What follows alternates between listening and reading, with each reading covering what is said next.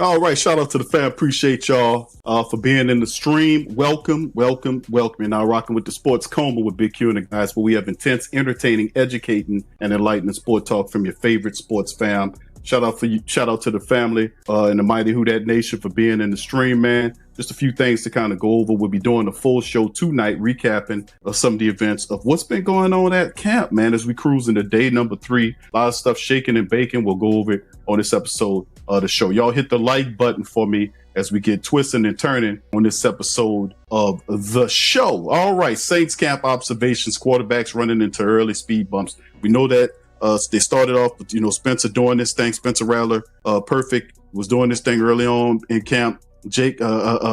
Tyler Shuck was also all right. And then, of course, you get Jake Haener getting an opportunity to run with the first team. But these are few of the Saints camp observation quarterbacks running the early speed bumps, but still adjusting. Shout out to NOLA.com. They on the scoop that Tyler Shuck best throw of Thursday was his last before the snap outside the end zone. Saints quarterback saw the defense was in zero coverage, all out blitz. So he changed the play. Shuck relayed the protection change. And after the snap, the 25-year-old drifted away from the ongoing pressure to find Rashid Shaheed for a deep touchdown. And that's what it is, be a big quarterback, to be able to take advantage of that size and the comprehension to see what's happening, recognize it with the defense is in, shifting out of a run and going into a deep pass to take advantage of their defense. That is what a thinking quarterback does to have success. You got to be able to read the field. That is a very good thing to start off with for Tyler Shuck, for him to get that right. So it was right to note on, particularly because the early reps were very much a work in progress. On the second Saints training camp, the quarterbacks kept running into those same speed bumps. This is the learning curve, right, that we expect. Coach Kellen Moore said he wants his quarterbacks to learn from their mistakes through 2 practices, right? That's what Coach Kellen wants to see happen with his team. We're just going to see how it all works. So it is definitely a process. It's a learning curve, right? So after 2 practices, the trio in competition for the starting quarterback, Tyler Shuck, Spencer Rattler, and Jake Haener have shown up for the task. The most illustrious moment of the Thursday was Spencer Rattler followed that end zone interception with a touchdown on the QB scramble. So yeah, that's showing his athleticism. Coach Moore said he liked the bounce back from Spencer, calling it a scramble, a great decision by parting the Red Sea a little bit there. Yes, indeed. So you see a good look at the practice of these guys, Spencer Rattler. You see Hunter Deckers in the middle there, and Tyler Shuck.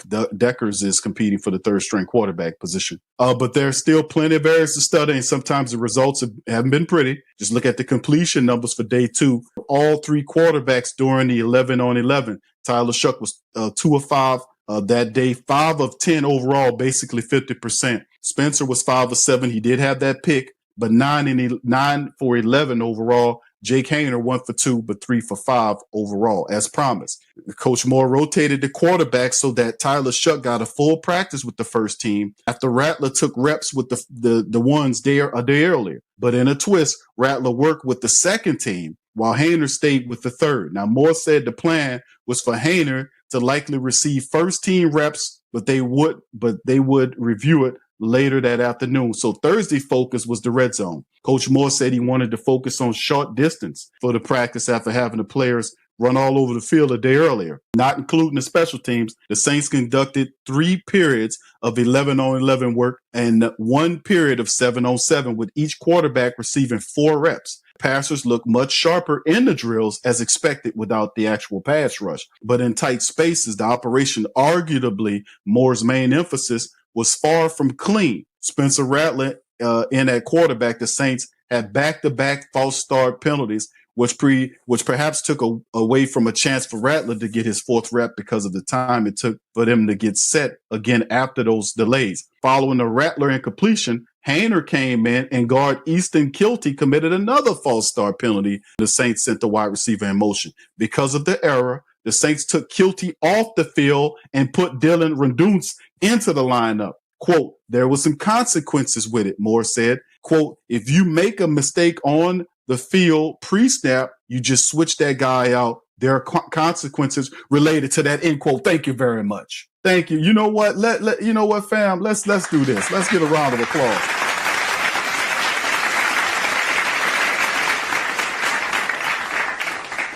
And y'all know why I'm doing that round of applause, because listen, what if when that other guy was running the team, people, even Elvin said that. Elvin said people could false start and everything, and then nobody would say nothing about it. No accountability. When guys make a mistake, that's what we were saying. When guys make a mistake, you pull them off the field. The best way that you can penalize players who want to play is by not allowing them to play because of issues that they are themselves having. There has to be a consequence for a bad. So if there's false starting, take them off the field. And I applaud that. That shows you this guy is accountable. You cannot have that. Those consequences, of course, don't fall on the quarterback. It wasn't Hayner's fault, for instance, that Kilty twitched at the line that caused the delay. But at the same time, Moore wants his quarterbacks to run a tight ship, and there's still a long way to go before that's the case. But that is very cool. That is very family. Listen, and y'all know because y'all smart. The Great Saint think tank is the smartest in the world.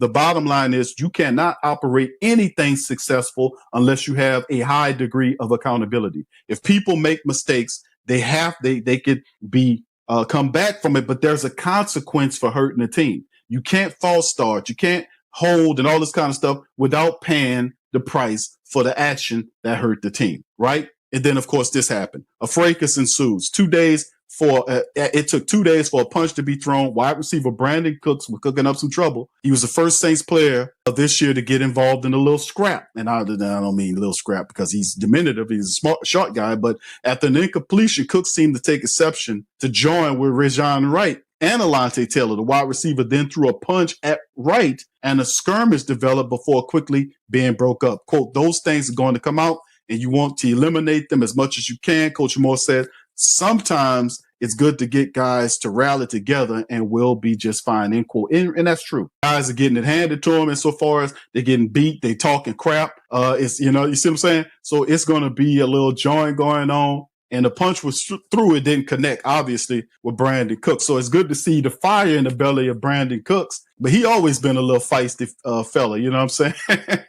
And then, of course, they say Irish troubles. If Charlie Smith wants to unseat Blake Grupe for the Saints kicking job, he'll have to be a lot more consistent than he was Thursday. The Northern Ireland native made only 2 of his 5 kicks, missing distances of 40, 47, and 49. And listen, Charlie Smith has a hell of a leg. I don't know if you guys know that about Charlie Smith. He has a hell of a leg. That's why he's there. He's part of that international program. Let's see that's still a little game right there to keep him on. See, but Blake Grupe is a good kicker. Charlie Smith can kick the hell out of the ball. Let's see how he bounce back. It's still early on in camp, and I expect him to kind of get it a little closer to kicking better. All right, so that's just a little breakdown as we get ready. As we headed into Friday's camp, fam, I'll be back later on this afternoon with a longer stream breaking down a little bit more as well. So anyway, let me keep this going here. The next one here, this is just to remind you guys of the Saints training camp schedule, just the open camp schedule, right? Wednesday, Thursday, Friday as well. You see the open there, and then they come back Sunday. This is all open camp dates for people to attend Saints training camp, all this kind of stuff. But y'all remember that the Thursday the 24th, Friday the day the 25th, Sundays the 27th. This is part of the NFL's Back Together weekend, and will feature the interactive elements for the family members that want to go. They'll be in shells. Now, next week, Monday the 28th, they'll be in pads. They'll be in helmets and in pads and everything. Monday, Wednesday, Saturday, Sunday, and then Tuesday, which will be the 5th. That is the practice schedule for today and the rest of the week going into next week. And the following week, August the 5th, they got a Tuesday practice when they'll be in pads. Then they have some more stuff going on. And then remember, the first preseason game is not going to happen until August the 10th when the Saints go out to Los Angeles to take on the Chargers. Remember, there will be no scrimmage in between the teams. And that'll be the first of the preseason game, then followed by the 17th, then the 23rd of August. The Saints have games in New Orleans against the Jags and Broncos, pretty much doing that thing. But remember that camp breaks August the 28th. Camp is over with August the 28th, just to kind of let you guys know. But we're very much early on in the process. All right, let's keep it going. All right, and of course, this is one thing to talk about with the Black and Gold Nation. The Saints meeting with ex-Bronco tight end, and he's scheduled to visit with the Saints. They're saying that he's in the building visiting, perhaps taking a physical, and the Saints are looking at a tight end, right? We've seen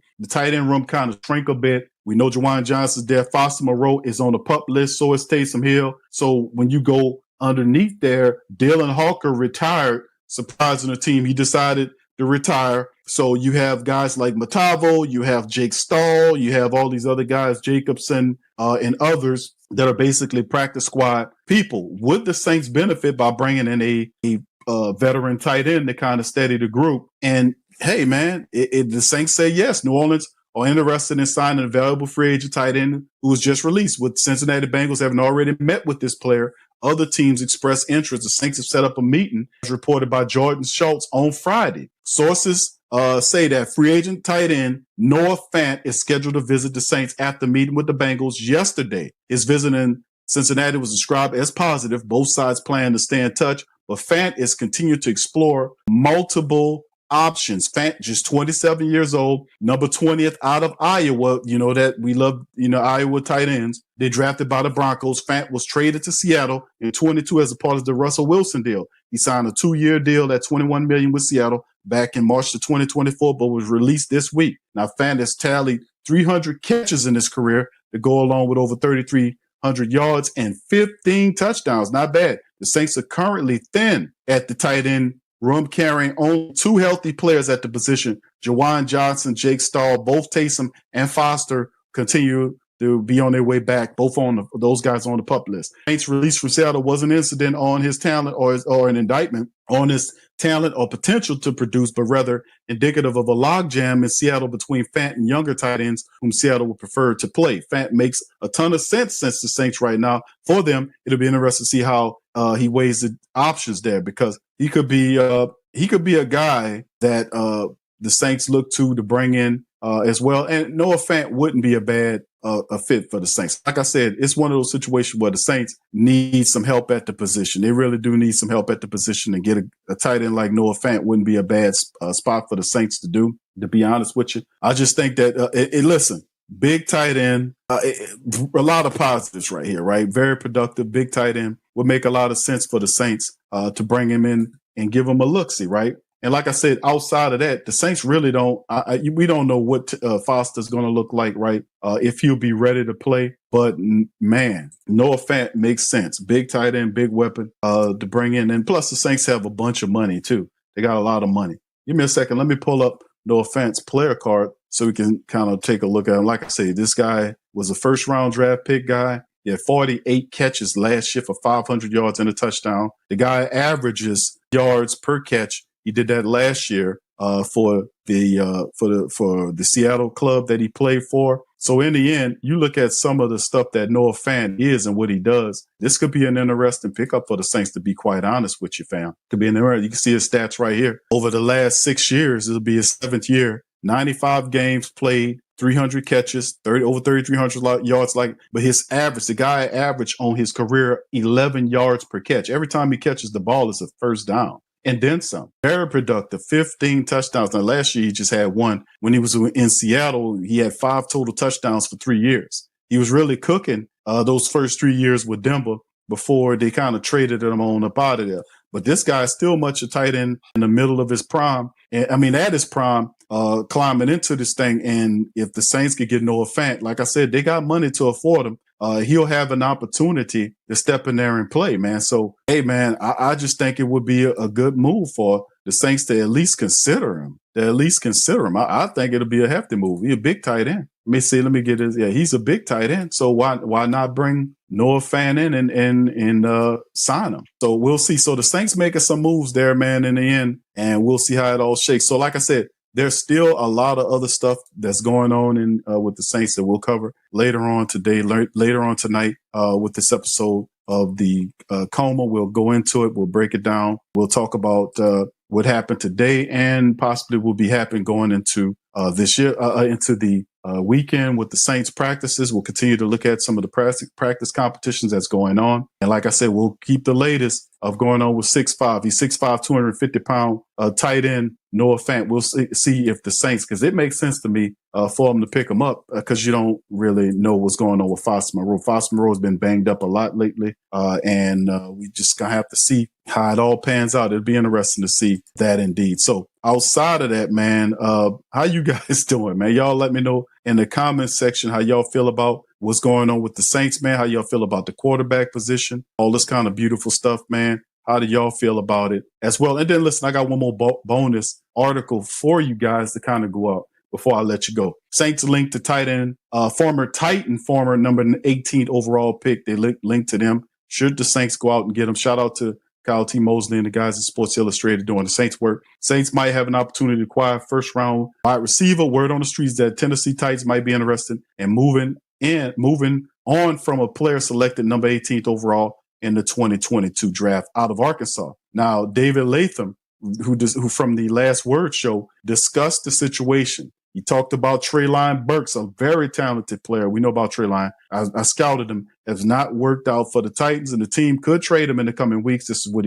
Latham wrote. Famously selected with the pick acquired in the A.J. Brown trade, Treylon Burks began his career somewhat of a promising note, holding in 33 catches for 444 yards and 1 touchdown in 11 games. Unfortunately, he could not build on the encouraging debut as he caught just 16 passes in 2023 and 4 in 2024. Now entering the final year of the rookie contract, Coach Brian Callahan and the Tennessee Titans might trade Treylon Burks for whatever they can get. While they probably won't receive more than a conditional late-round pick, the Los Angeles Chargers and the Saints could roll the dice on the tight end. Latham further says that New Orleans Saints don't have the roster to compete for a playoff spot, but that doesn't mean they shouldn't trade for Treylon Burks. This is what he believes. Me personally, I disagree. This guy don't know this team like we know this team. We know that the Saints can compete for a playoff spot with good special teams, stiff defense, and running attack, which they do have the ability to run the football, the line, and accountability. Not having a leadership. See, they looking at it like the roster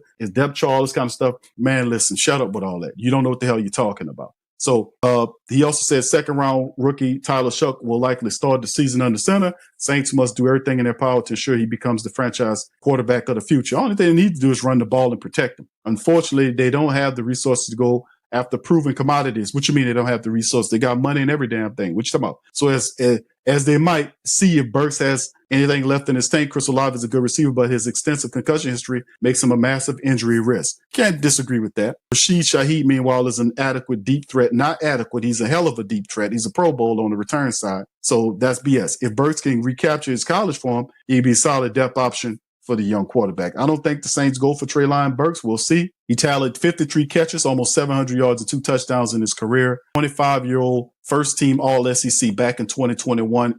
Could be just the fact that the Saints are a team, right? The New Orleans Saints is a team that probably could use a veteran wide receiver. Keenan Allen, even Amari Cooper, somebody like that. They brought in the wide receiver from the Buffalo Bills, gave Gabe Davis, gave him a look. But in the end, I don't see this as something that's happened. I thought it was an intriguing idea for them to look at, perhaps bringing in or even conceptualizing going after Treylon Burks for what, right?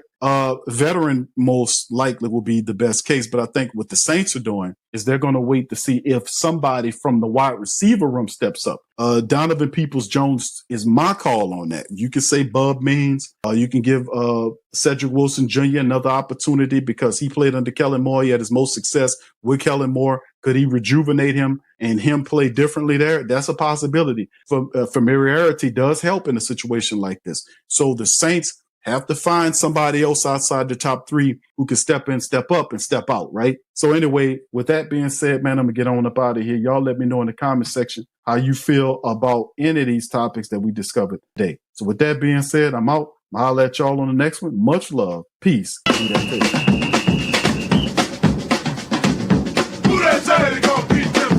Who that?